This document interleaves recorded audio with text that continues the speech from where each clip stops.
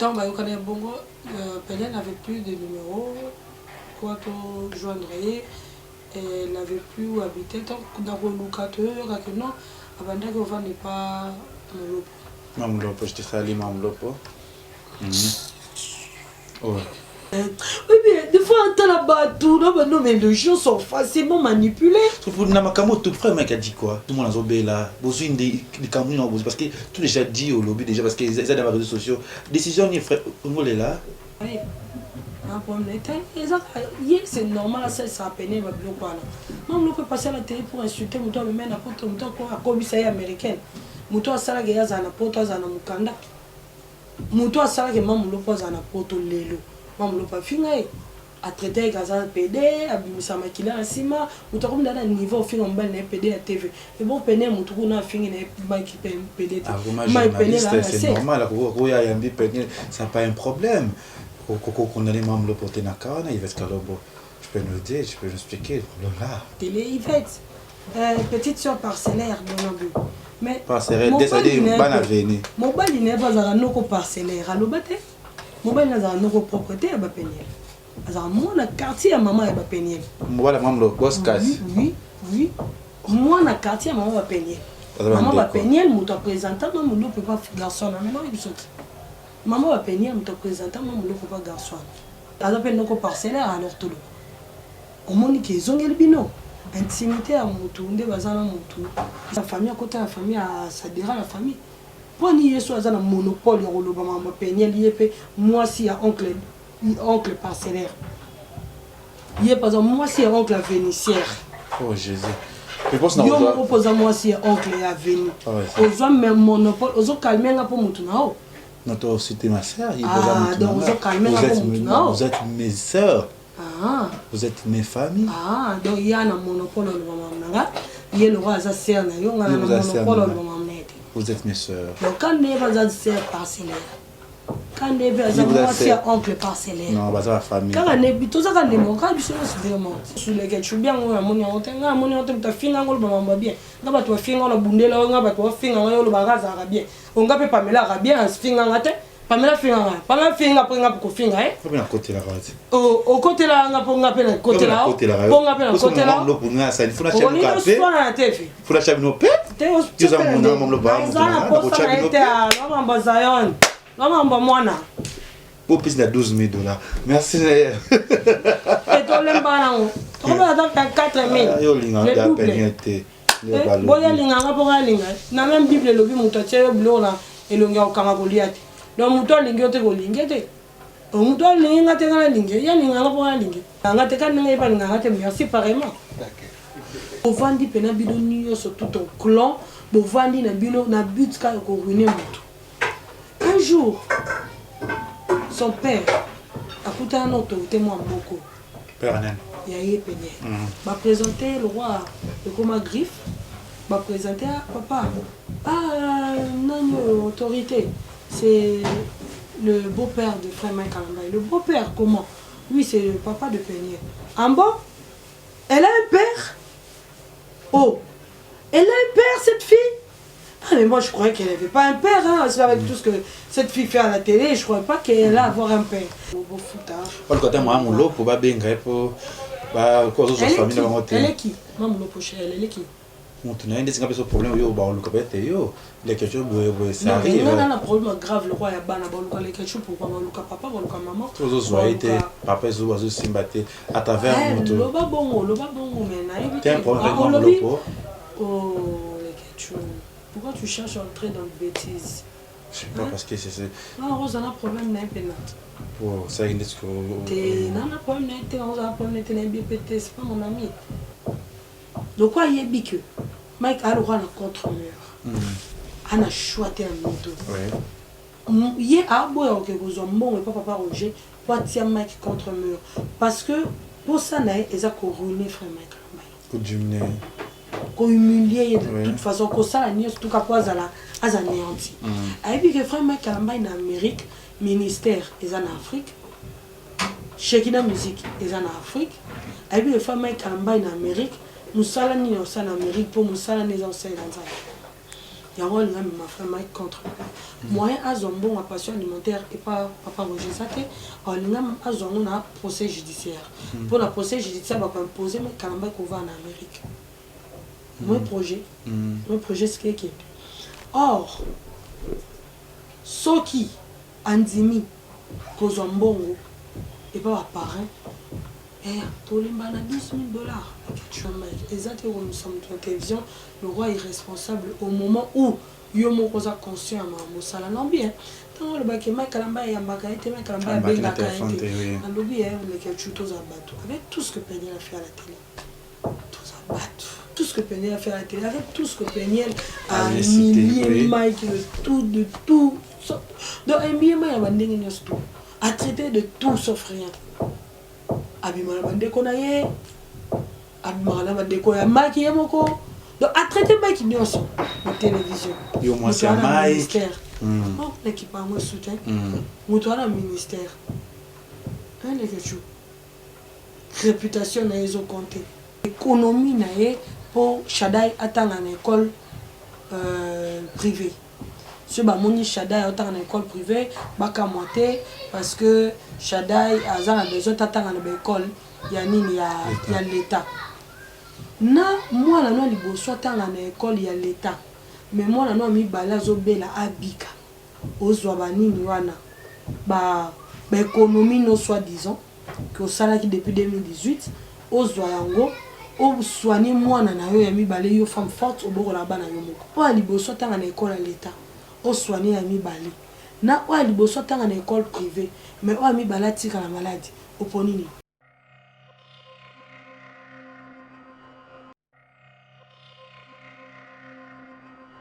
Voilà, bonjour, bonsoir, Nabisoya Congo, Lisiba TV, Balandia Kevin et Panda Lekechu, autrement dit le mannequin de Kinshasa, Moupanzi Sangoya Solo, Nabi qui est partout dans le monde entier, beaucoup de l'émission Nabiso Oyo Ba Vérité, Boling Rabasije Nabiso Oyo, parce que ça Rabasije à Moussala Kitoko, ton Ningi Saka Mokilipe, ton lobby Saka toujours battu.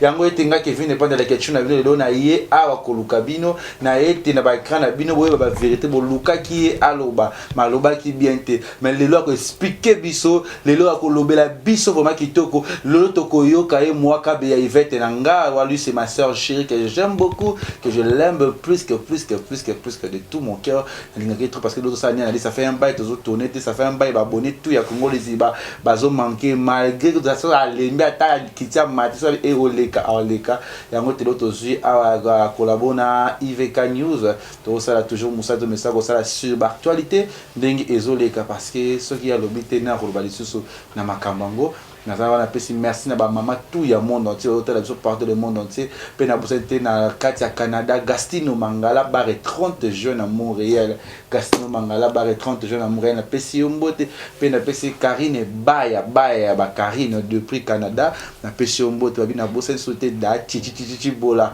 moi ça na mbongo belé chichi bola na Katia Europe yana moi si moko taleki na ministre o na mbongo chichi bola de la seule et l'unique la femme une espèce beaucoup d'argent et beaucoup de frais et sans oublier encore mauvais si à Moulex aigle noir venanga conseil bientôt mon anniversaire na ozira ba cardona ba faire pareil ba tout bolinga Kevin et Panda les kicho nazanae la subsistante elle est belle elle est jolie elle s'habille très bien ça va ça va bien les kicho Panda bien habillé merci on est les peu de Kingai c'est un problème tu il va être calombo tout ça toujours na yo awa ça fait un bail toujours les katé na katia Congo liziba l'autre sur ko joyau pour essayer ça tout ba côté là ba si ya Moulex aigle noir ba Gastino Mangala barre 30 juin il me appelle singa go ça là c'est ça Mangala ba restaurant 30 juin ta la niveau ya ke biso ba bio o ba zela ngo le rôle à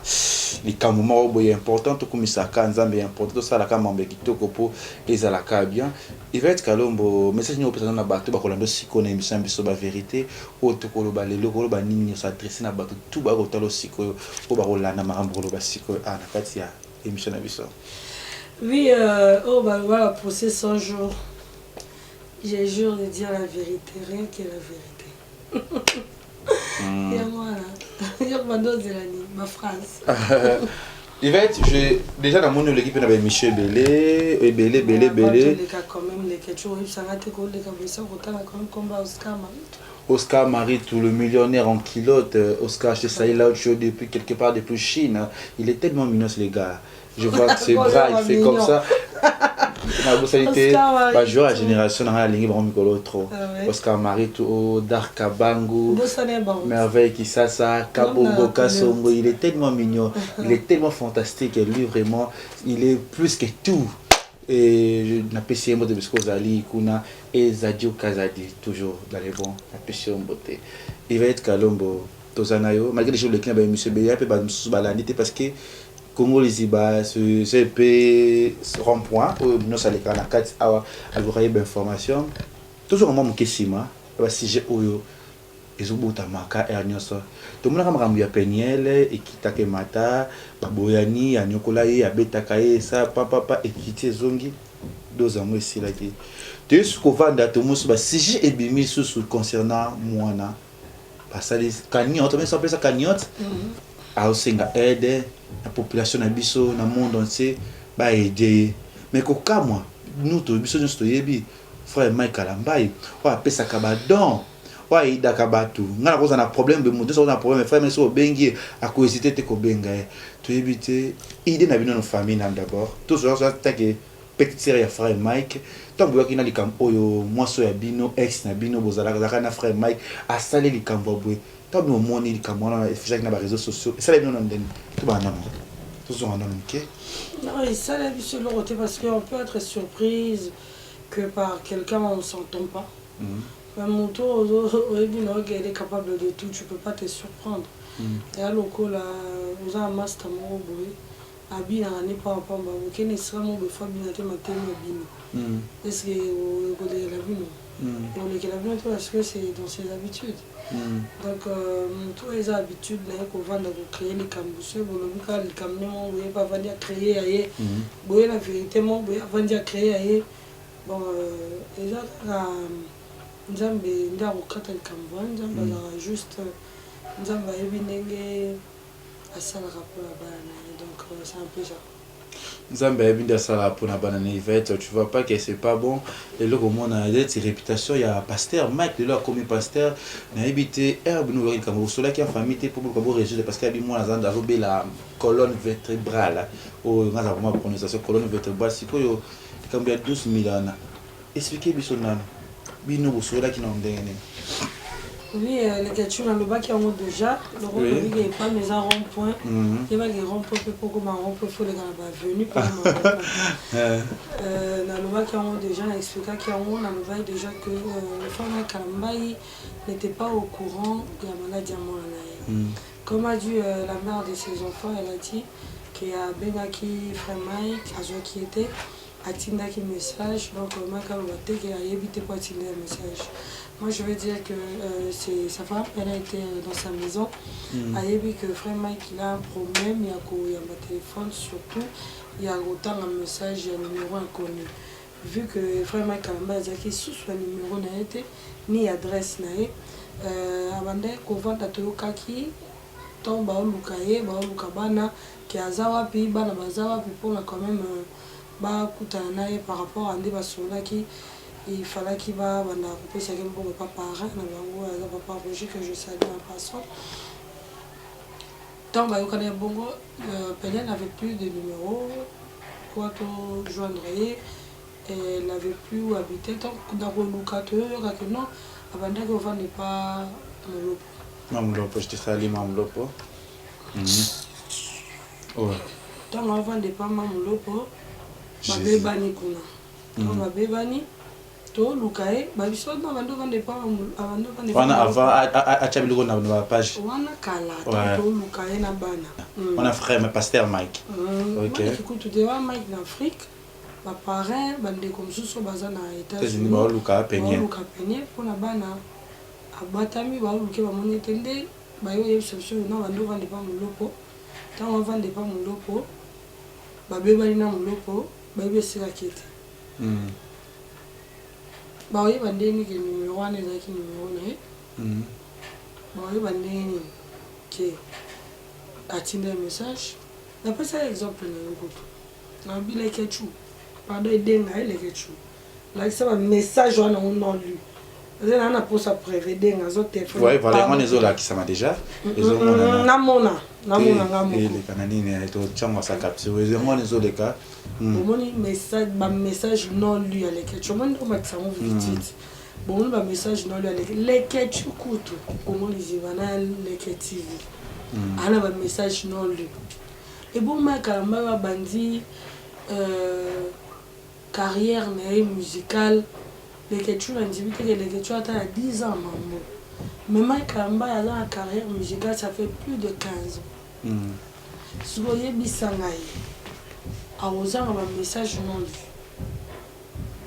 oye bandeni que numéro 1 ezo benga eza numéro péniel est-ce que roloba que numéro ezo benga eza numéro péniel il y a biso que moi nazo benga mutoye ba nouvelle quand il est informé ba informé tu es ignorant quand tu es informé nous avons bandi comme so pe péniel au frère mekaza ni mona bango ba benga qui pasteur Mike aboyeka koyamba peut-être je sais pas avant bazoye benga mona zo de toute façon tant Mike qui kobala ye ayaki mon côté Mike était accompagné d'une famille, ses amis, ses parents, amis et connaissances. Donc, quand on a vu les ketchup, on a balané les ketchup, on a balané déjà, bayaki ko balaye, bazaki na ba tout. Autre bazaki. Tant moi j'ai papa moi en été et que avait la besoin papa moi en été soi-disant. Si vous avez besoin de douter, si vous avez aidé, non, nous avons tout à la route. Nous avons besoin de douter que y a ou pas, parce que j'ai plus besoin de toi, soit disant qu'il y a d'abord une balle. Si vous avez besoin de balle, vous avez besoin de moutouana et ambapani. Si vous avez habité et que peut-être vous avez la difficulté, au Sani, dans le Benga, les ketchup, à Freddy Soki. Alors Freddy Soki, ah ouais, mais chaque azo Benga.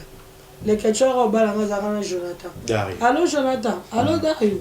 Donc nous sommes tout. Tracy, allô Tracy. Boni. Ah ouais, moi nakaka, il faut la thérapie, il faut la séance. Il y a ça mutuna yo. Ah il faut la séance. C'est simple, ce bokabana ndenge, ba tu os bakabana na bango ya moko mais il y a tout le monde a ba parents poto surtout. Bakabana na bango mais maman est na école à mona na mobile na e.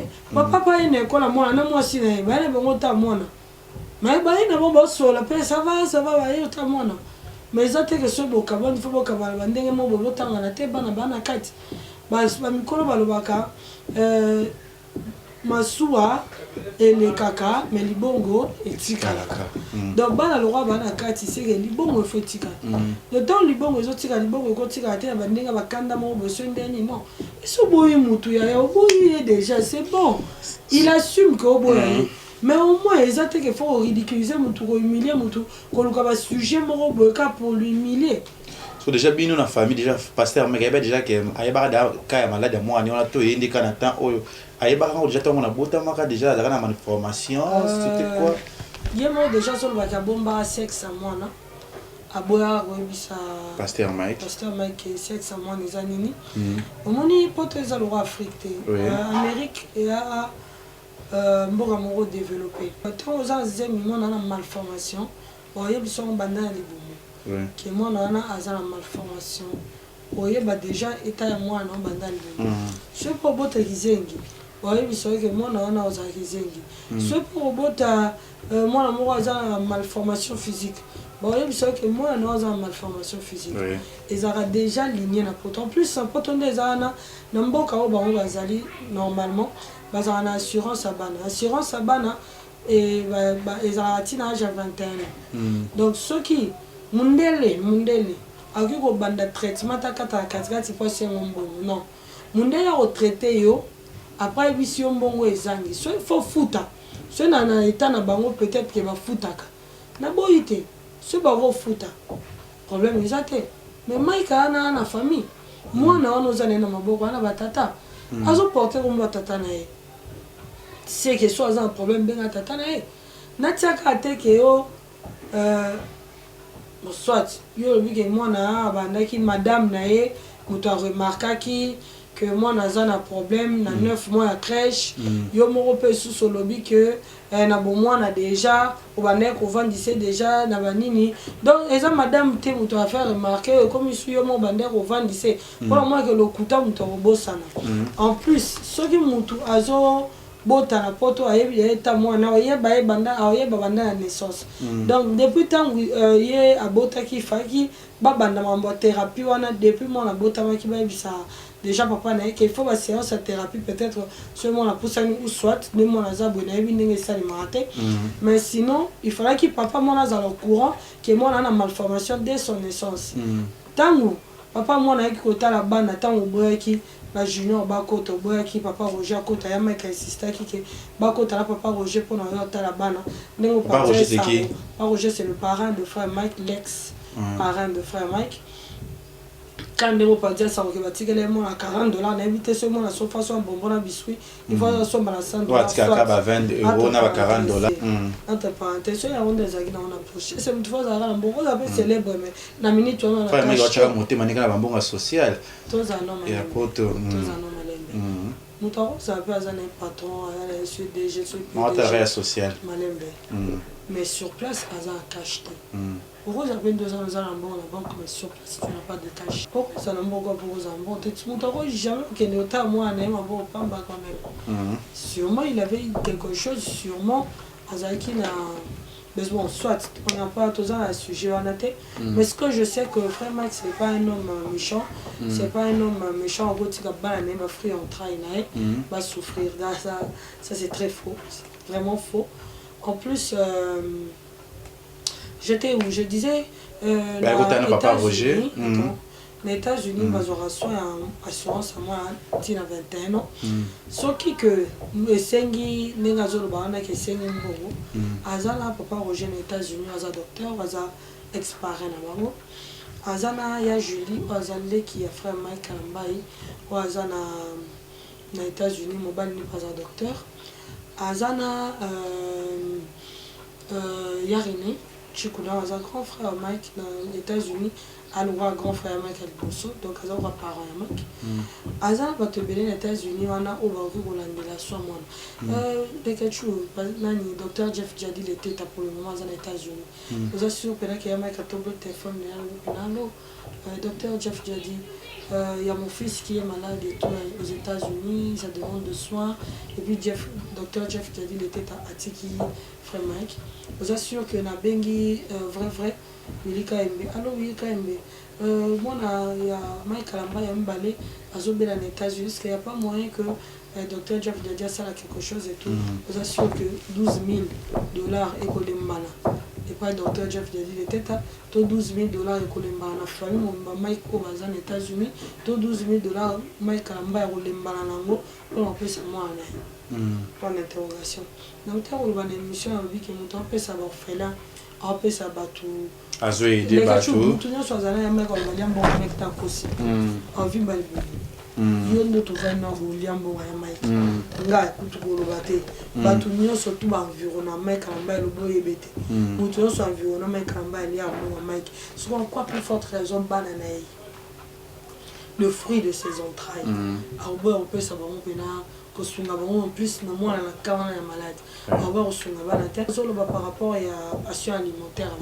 La passion alimentaire, moi, on a un problème un procès judiciaire. Mais le problème est que Frère Kalamba ne travaille pas en Amérique. Frère Kalamba travaille à Kinshasa. La passion alimentaire, il aura 15% de bénéfices.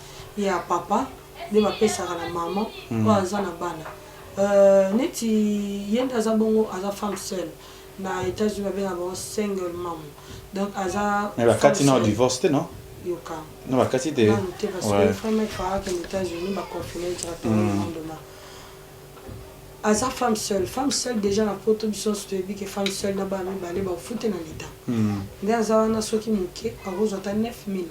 Ah bon, aux États-Unis? Oui, 9 000. Ça qui va enquête. C'est enquête télé, journaliste. Ok. À part ça.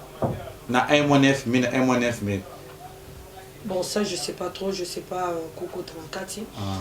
Pour Naïbika, là-bas, $9 000, je sais pas si c'est par trimestre, par mois ou par an. Je crois pas que c'est par an, mais je sais pas trop aussi si c'est par mois.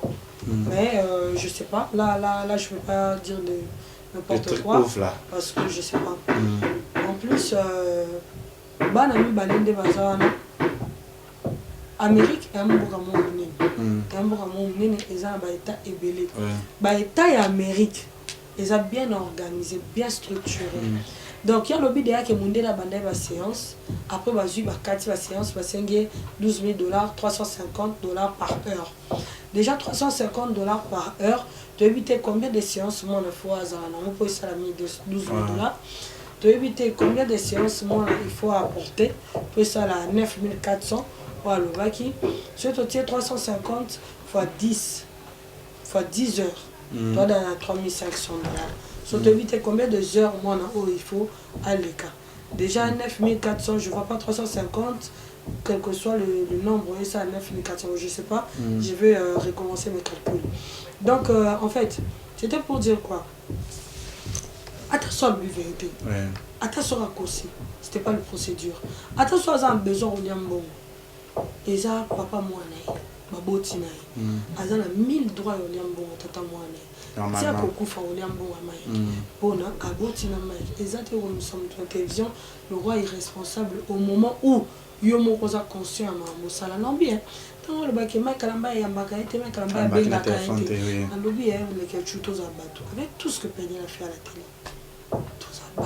tout ce que Peniel a fait à la télé avec tout ce que Peniel a millier Mike de tout donc un millier mai a bandé tout a traité de tout sauf rien. Abimala bandeko na ye abimala bandeko ya maki ya moko donc a traité maki nyonso na télévision yo moi c'est un ministère non l'équipe a moi soutien mutu ana ministère un lekechu réputation na ils ont compté abengo kana facilité beaucoup mo bando sola kana madame boni ba non quand même alors bi soit disant que Shadai a un téléphone, un iPhone. Shadai a une tablette. Oui. Shadai a une tablette. Mais évitez de connecter la tablette à Shadai SIM. Mais est-ce que Mike a un numéro, il y a la tablette, il y a Shadai à Bengi. Obi, au Talinga, on a banacté sur la comment? À Bengi, Shadai. Mike peut un numéro Shadai à Bengi. Talinga, moi, ah! Oui, mais des fois, on a battu, non, mais les gens sont facilement manipulés. Pour Namakamo, tout frère, mec a dit quoi? Tout le monde a zobé là. Besoin des Camerounais, parce que tout déjà dit au lobby, déjà, parce qu'ils ont des réseaux sociaux. Décision, ni frère, on est là. Parce que parfois, mec, à lobby, ni la mise, parce que moi, on a fait ça déjà 12 000. N'a pas notre frère Pasteur Moïse Millet a donné $5 000 pour la participation à la maladie. Ce sont les réseaux sociaux. Pasteur Moïse, Alingarane, tu beaucoup de tellement. Tu vas rater pour voir. Ah bon? Fake news. Pasteur Moïse a un de quoi, frère Mike, donc on va écouter, c'est pas ça le sujet. Donc le problème c'est que. Frère Mike a dit quoi, frère Mike a dit quoi, c'est être le coup là que il m'a envoyé de dire quelque chose de sa part. Alors que non, moi je fais que répondre ce qui s'est fait à la télé et j'ai dit que ce sont des trucs montés de toutes pièces. Tu vois, les Ketchou, Nzamba Sunabiso, la Bible, le bien derrière toute persécution. Gloire et Zali. Vous remarquer qu'à chaque fois que moi la vérité naïe a créé que nous au monde pour nous faire perdre bateau. Vérité vous remarquez sur le lobby du Cameroun, vous voyez que vérité moi bimi sur le Cameroun moi faire perdre le Cameroun moi bimi c'est là où vous ne comprenez pourquoi les gens sont facilement manipulés et puis il y a des choses surtout maman et partout il passe à banaté moi moi ça y est mon maman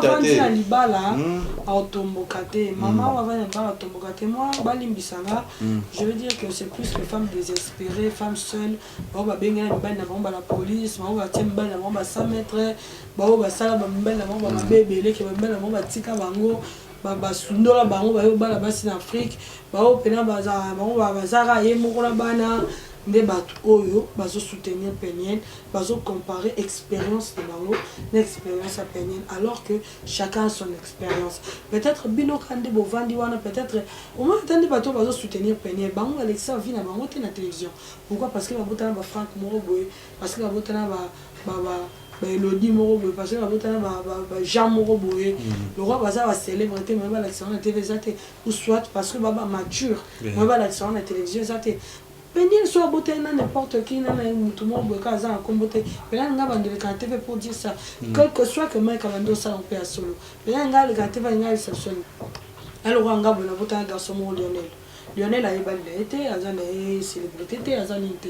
Lionel a été salingani, les gâtés, ça pour le non. Lionel m'avait fait ça, Lionel m'avait fait ça, non, donc il faut que ça célébrité moi on peut pas y donc par contre jeune comme faire Mike Kalambai pour ba misa la célèbre ba misa célèbre alors là tu as fait ba bibo on a vendu ça ba live dans ça on a vu 6000 personnes en ligne.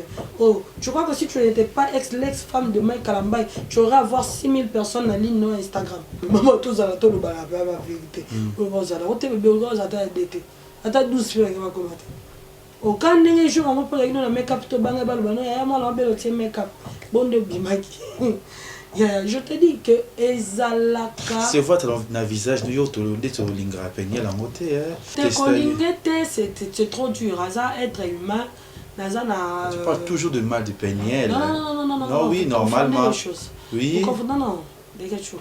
Tout la calme. Ouais. Tu confonds les choses. Tout ça, ouais. Tu confonds les choses. Vas-y, parle. Et quand tu montres ça la carte ici, il y a des abos. Comment le roi, les conditions famille, ah, il y a les ketchup. Ah, les ketchup. Ah, moi, c'est les ketchup. Les lots, ceux qui, moi, sinon, ils ont balal. À balou, qui est la télévision. Alors, moi, ça, il y a un mot, il y a un bon côté. Et toi, qui va tresser na bino. Bah, moi, on s'est sacrifié. Pour moi sinon les lots moi sinon la baluke le na TV très si na bino sepela na ye hein ba Dario bo sepela na ye même tes amis bo sepela na ye ba débat le ko ça ba on y a ba camarade nous bo sepela na ye pourquoi bo sepela na te parce que nga belle sa réputation a pilier na ba en plus ezalata vrai mais ça les souffre. Et le roi Moutouma avec la télévision ils ont même sa réputation yo to se pena non. C'est vrai que maman il y a moins les affaires. Les ketchup. Aux autres la caca Peniel les ketchup tu oublies hein que je te rappelle quelque chose. Vas-y. Les ketchup moi j'ai jamais eu de problème avec Pamela Chekola. J'ai jamais eu de problème avec personnellement. J'ai jamais eu de problème avec Pamela Chekola parce que je t'aime. Il y a encore la bunda Pamela Chekola à la télévision. Je te rappelle. Pamela Chekola a bébi sa réputation na yo, a finga ba parents na yo. Yonga ido kola na zara na yo na silika. Sala mo pona yo. Le bon pour la ndiko na. Merci. Donc c'est un peu ça. Donc c'est pas que je le hais. C'est pas que na déteste kaino non aboti biso bana. Na ro détester te kande moi lui balon balwa ba bonbon. En plus, pour détester. Je parlais de passion alimentaire. Les ketchup, passion alimentaire, n'importe à revenu à papa. Revenu à papa dans le salarié. Je pense que Mike Kalamba il ne travaille pas en Amérique. Et Peniel est conscient que c'est mieux soit pour le carotier Mike Kalamba il n'a quoi à mur. Peniel, il sait qu'il y a un bon et pas parent. Pour assurer Mike Kalamba le fait que Azo ça en Amérique à ça en Amérique pour assurer Mike Kalamba aura bon quand même bana et pas parent à bango. Peniel n'a pas sa procès judiciaire. Pas vu qu'il y a un procès judiciaire bako imposer Mike à ça en Amérique pour 15% de revenus et qui n'est pas banane. De un. De deux, avant passion alimentaire et salement, passer à la banane ADN. Passer à la banane ADN, après vas-y, passer à la passion alimentaire, il y a banane. C'est bon, après ADN, après passion alimentaire, il y a des impossibles et au salimaté. Et salimaté, pourquoi? Parce que Mike Kalamba, Azalak en Amérique, il y a deux poids de mesure. Donc ADN, vous savez, maté comment? Oui, et au salimaté, les moi pas, c'est parce que Mike Kalamba ne travaille pas en Amérique. Okay. Mike Kalamba travaille en Afrique. Tu vois, Mike Kalamba travaille en Afrique, il ne travaille pas en Amérique. Donc il y a deux poids, deux mesures. Tant où il est à Amérique, ce qui a zui passion alimentaire ce que en charge te bakangela yango donc quoi yebi que Mike a le droit de contre-mur a na choisi un moto ye a boya que vous en bon et pas papa Roger pour tirer Mike contre-mur parce que pour ça na eza ko ruiner frère Mike ko diminuer ko humilier de toute façon ko ça ni tout cas quoi azala anéanti et puis que frère Mike Kalamba en Amérique ministère est en Afrique Shekina musique est en Afrique et puis le frère Mike Kalamba en Amérique nous salani en Amérique pour nous salani en Sénégal il y a un ma frère Mike contre moyen à zombo ma passion alimentaire et pas papa Roger Saké on a zombo na procès judiciaire pour la procès judiciaire va imposer Mike Kalamba qu'on va en Amérique mon projet c'est qui or ce qui andimi kozambongo et pas parrain et tout le monde a $12,000 tout le monde a $12,000 tout le monde a pas vraiment Kalamba il a $12,000 pour na bana boza sûr il traite Mike Kalamba des responsables parce que azomo ka meme na kwa meilleur yo numéro ni batu bana ngote adresse ni batu bana ngote qu'ils ont bon pas pareil aux autres qui étaient au ligne procès judiciaire parce que Mike Kalamba azana mission te au travail en Amérique le problème est ce que ça yo mo lobi que moi na azana problème ya colonne vertébrale yo mo lobi que moi na azana azana problème cerveau te il a juste besoin d'une thérapie et tout kaka yo moko lisusu lobi que moi na problème cerveau te kaka yo mo solobi cerveau na ye na nzoto na ye ezo combiner te c'est que problème pesant à combien d'âge les gars Zion peut avoir 17 mois si je ne me trompe 17 mois 17 mois déjà le quoi oui que moi on a déjà le but à un problème cerveau te à un problème à colonne vertébrale et puis colonne vertébrale des os la queue moi on a tambolaté à tambolaki bah mon ba pana parce que avec tous autres c'est la vidéo aux on tambolaki bah moi pas oui va sabi à tambolaki parce que on est déjà hollandais à la séance on soit on dit mieux au lobby que moi on a un problème à cerveau te à une lenteur il y a croissance dans le cerveau et ça peut dans le cerveau soit soutien au pembeni yo mo lobby que madame moi na ya crèche mutu a remarqué que moi on a un problème il y a lenteur par rapport à baninga yo mo reçu sur lobby que depuis Arozaki nanda pour avoir 4 mois déjà bandé côté là déjà biloko pas vendre dans les 4 mois sont remarqué que moi on vend le bien c'est déjà un problème en Amérique derrière à tous un gratinure bon tous nos jours gratinure on va pina sali au beaucoup na mine le Hollandais là sur moi on a depuis 4 mois yo yeba été un problème au Congo 9 mois de découvrir que moi on a un problème au Congo on a crèche maman pose Wanine tu fais tout ça pour avoir quoi on traite un mec de tout si Kaya fait ta vie, il fait le sien. Il fait le tien, pardon. Sur Oroluka, ruiner ka moto. Na but ya ruiner moto pourquoi? Bo vandi pena bidoni sur tout ton clan, bo vandi na bino na but ka ruiner moto. Un jour, son père a coûté un autorité moi beaucoup. Père Anen. Yaye Pené. M'a présenté le roi de Koma Griffe. M'a présenté à papa. Ah, non, autorité. C'est le beau-père de frère Mike Kalamba. Le beau-père, comment? Lui, c'est le papa de Peigné. En bas, elle a un père. Oh, elle a un père, cette fille. Ah, mais moi, je croyais qu'elle n'avait pas un père. Hein, parce qu'avec tout ce que cette fille fait à la télé, je ne croyais pas qu'elle allait avoir un père. Papa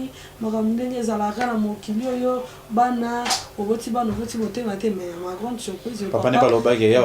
Moi, la pasteur, moi, la pasteur, tu as même esprit dans mon été. Alors, on tient à la télé. C'est normal, tu as même été maté. Oui, ce qu'il a dit. Bon, soit. Donc, c'est un peu ça. Il y a des gens remarqué que moi, j'ai un problème depuis 4 mois. Yo mo lobby que wando tiele ba donc avant de wando encercler yo mo repère sur le lobby que madame Moutoiri Markaki. Donc tu as 2 paroles déjà. Merci Yvette Kalombo. Merci d'avoir abonné tout il y a Congo Liziba TV. Merci d'avoir tout Borolanda ba vérité na biso que moi m'kim ko chité déjà les camp o éclaircir ba te belé o ba yeba ki kamté ba yebi déjà ba lui makamwa si que na ka oyo bino déjà fait mobi que mambutozo ba pona mwana eza lokuta. Non, non, on ne peut pas dire ça parce que une mère ne peut pas cocosser à moi dans le Cameroun.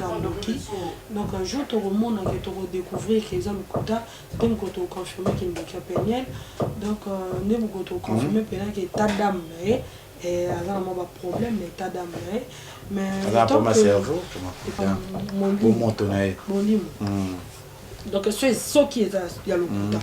Donc, elle a un problème avec son état d'âme. Parce qu'une mère a battu le mois, 9 mois, avec lui, elle n'a pas si ça m'a à coquille exposer moi na tête, qu'on le bâtiment, moi la zombie, le moment où moi la zombie la tête, en tout cas, elle doit être sorcière pour faire ça. Oh là mais là. si c'est le cas, il y a des gens qui ont déjà une émission passée dans la famille, ils ont Amérique.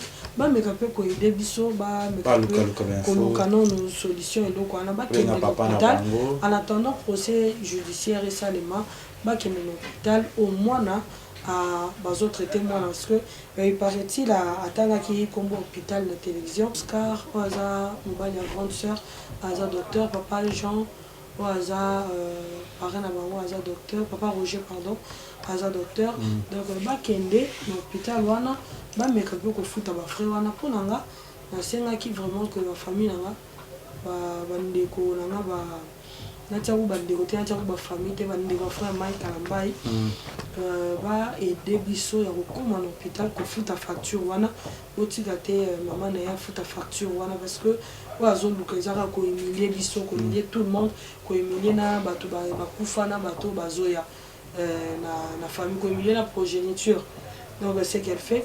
Mais je préférais que bon qu'il ne fout en haut binomoko, bon qu'il ne fout à facture wana boutika et ni la liambongo qu'il ne ko sala au monde qu'il ne ko sala la kilo lombo na boutika aliambongo na yemoko bo futa.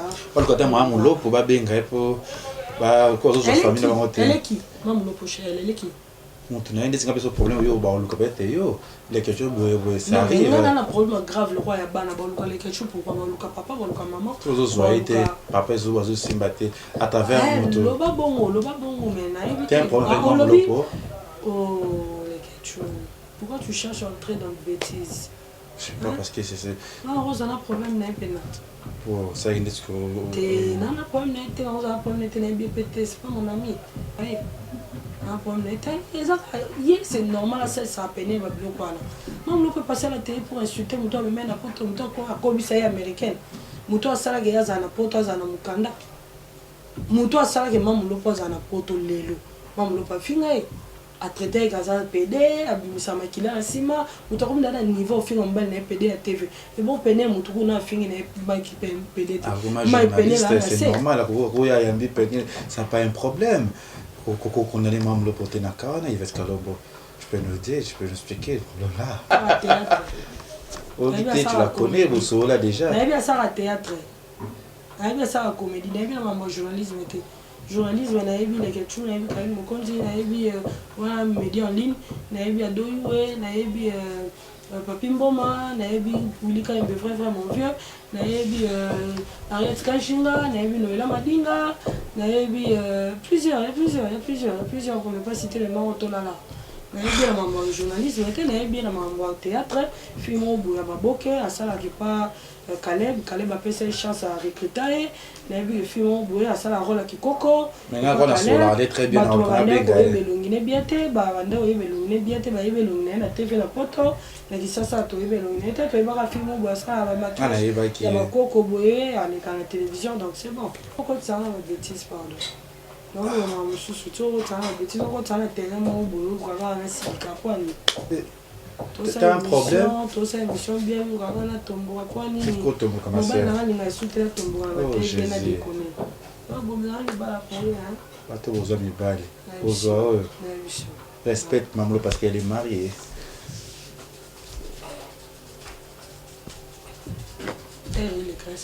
De tout votre collaboration sur la caille, on a une émission de vérité avec Yvette Kalombo. Tu sais une chose? Quoi? Tu sais que le respect est réciproque. Yeah.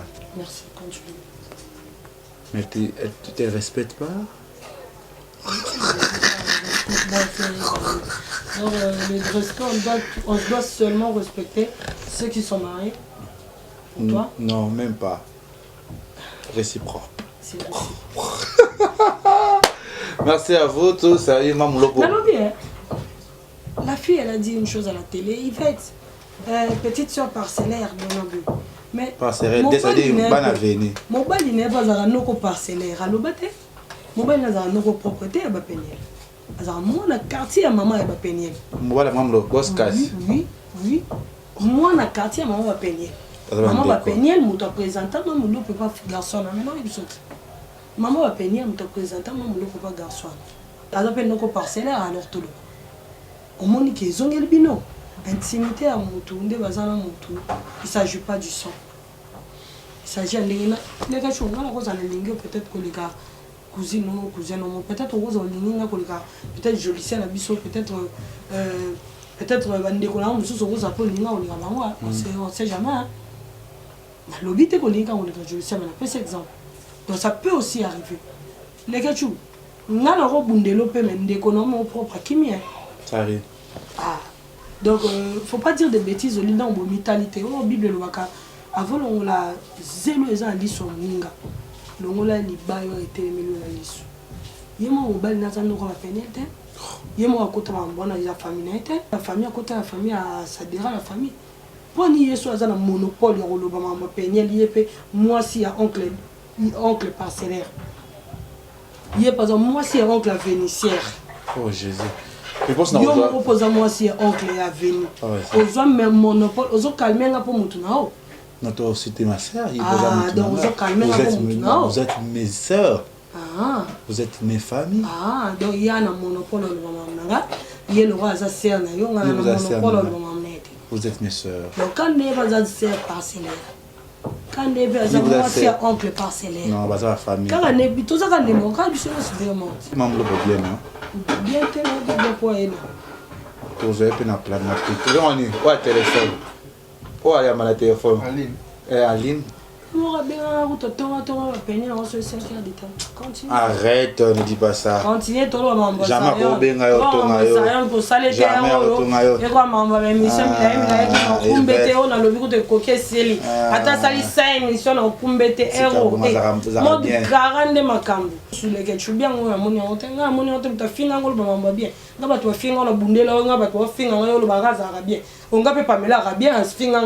Pamela finga pour ngapa kofinga Pamela côté la rose. Au côté là ngapa ngapa na côté là. Pour ngapa na côté là. Lo bunga sa funa chabi café.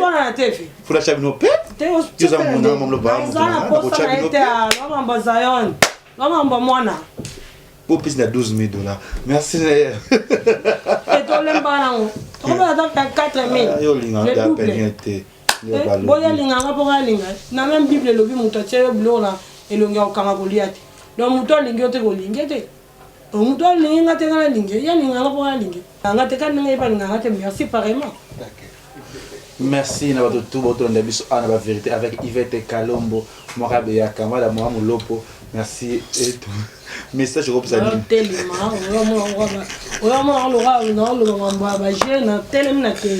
a tobe bana pété. Oh oui, tobe bana té. Tobe bana té. Pe una yanke we olingo bana ya kuruna. Allo bana isi ya. Kano wa on est ba Alex Kak. Ba chevalier ba kamka avec tonton. Merci Kabo. Message na ba tout bato lando sikona ba vérité o ba retomber ko yana parce que na bisana ra retomber na ba émission nga retomber ko ya makasi za la garde parce que il y a son maison ya pe est important o ba nini pe. Tu as trouvé ça comment? Ngana alwa mbila DSP MP. Alors mbila DSP MP na baga tubatera. Recho. Ta mambolo bana on retomber. Yo ba retomber na zo avinanga. Mambo retomber ça. Mambo mikio mambo retomber na on dit ba on dit ba tu tout temps ba kombola on sait ça retomber. Zion penye le to matam. Ah, matam azone. Na retomber morote awa, na retomber morote awa. Madame. Merci à Batunio sur Valentina, merci à Batunio sur bazaki wana mpona kolanda biso lo omona oyesa bino kaka ke mambo omona na télévision c'est but yango eza konuire but yango eza kohumilie but yango eza kokitisa mosala ya nzambe mais lokwa nzambe aza aokita te akoza humilie te problème eza ke nzambe azosunga frère Mike Kalambai aosala toujours exploit na mosala na ye oyo nzambe azotia toujours loboko bomona bino moko challenge eza wana kala mingi te il faut bapublier bacandidat mais problème ebimika mpona koluka kobundisa bacandidat ya challenge tomoni baproblème ebele na biso déjà ozaki te naotue biso yake famille mombaba wake kofuta mbongo na hôpital bapesa bafacture tofuta mbongo na hôpital penyela alia mbongo wana ye moko lokakende kosenga alia mbongo wana mona bien nekechu c'est un exemple moko abolimbisanga na okataka mingi te nekechu penyela alobi na te epuis na kamora nayeba te so bato baanalisa makambo mais Dieu merci Dieu m'a fait une grâce, une forte grâce. Dieu m'a fait une grâce d'être une fille. Et quoi Rolex, c'était moi c'est pas beaucoup meilleur quand ça y est. T'es on va dans la tabac Rolex. Ah merci Goyebi. Dieu m'a fait une grâce, il y a qu'au raisonner musical. Je peux voir le noir et puis je vois le blanc derrière le noir. Je peux voir le blanc et puis je vois le noir derrière le blanc. Donc Dieu m'a fait une grâce, il y a la sagesse, l'intelligence, n'a quoi analyser ma facilité. Je rends grâce à Dieu. Quelque Peniel a dit une chose, elle a dit pardon. Ce moment n'ingana sac à chair, 100%, 90% c'est que la kabelinga c'est un cadeau. Et toi le bien d'Alivan c'est que soit son sac à chair quand c'est un bon vino. Et puis à l'objet, elle a une voiture, oiseau fouta par mois. Mais Peniel a autant de cette Toyota 2020. Moi attendais va foutre à la poto. Ils ont la qualité. Donc on a un micro haut. Il y a $50. Revenu nanga, ils ont $10. Moi babandoka tanga $2 par mois. Na $50 nanga na $10 nanga azoka. Mais vu qu'un jour $50 est coca. Maintenant quand je loco $100,000 au moment où nga na gagnaka $5,000 ou na gagnaka $1,000. Non. Ba défi saka moto loko par rapport à nenga au gagner. En plus moto défa ke loko par rapport à nenga au gagner, c'est normal. Mais kachu yo ko zonyo mo boye il y a $1 million. Na minito ba te Ferrari mo $1 million ba bo futango par mois ozo. Merci. Donc moto zo ke loko au koka. Merci. Le loko tamisa Toyota 2020, c'est ka koka ki ko futa yango par mois. De 1. De 2. À lobby à ça là-bas économie naé pour Shaddai attendre en école privée. Ce bah moni Shaddai attendre en école privée baka moité parce que Shaddai a besoin d'attendre en école il y a l'état. Na moi la no liboso attendre en école il y a l'état. Mais moi la no mi balazo bela abika. Ozwa banini wana ba économie no soi-disant que ça qui depuis 2018 ozwa yango o soigner mwana na yo ya mibale yo femme forte oboko la bana yo moko o liboso tanga na école à l'état o soigner ya mibale na o liboso tanga na école privée mais o mibale tika la maladie au poni une interrogation. Est-ce que tu crois que Peniel est la seule femme azoboko la bana yo moko?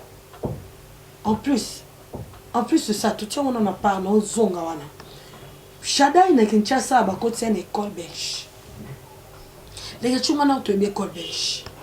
Nga, mutu soute nga. Vous traitez nga de jalouse comme vous le faites toujours. Je m'en fous. Au niveau où on attend dans la commentaire, je m'en fous. Je m'en fous tellement. Au son de ça, on va mettre le temps à commenter à tête à 500. La page, je n'ai pas répondre à la je m'en fous, oui. Le ketchup, le ketchup, pas mayongi. Na Kinshasa, awa. Mike Kalambai a côté ça, Shaddai, l'école belge. Nga! N'est-ce pas bien Mike? $15,000 ya nini yango? 15,000 so kangi si pena ata 10,000 na nini na trimestre au sombata lupango no ata ba kota ba bibo ona te. Ya ba école bien ezebeli. Ah so lupango on est na bibo. Ya. Même si Mike va cartésien, ça c'est une très bonne école. toza na source de vie, toza na Ereka, toza na petit sapin, c'est belle ba saphir. Donc il y a de bonnes écoles belle, toza na Jewels. Bana fali batanga na Jewels. Bana fali bandotanga na Jewels wana. Et ça c'est une très bonne école école on ezaka na ba kana banani na bana ba étranger et tout. C'est une très bonne école. Il y a des vacances en poteau et tout.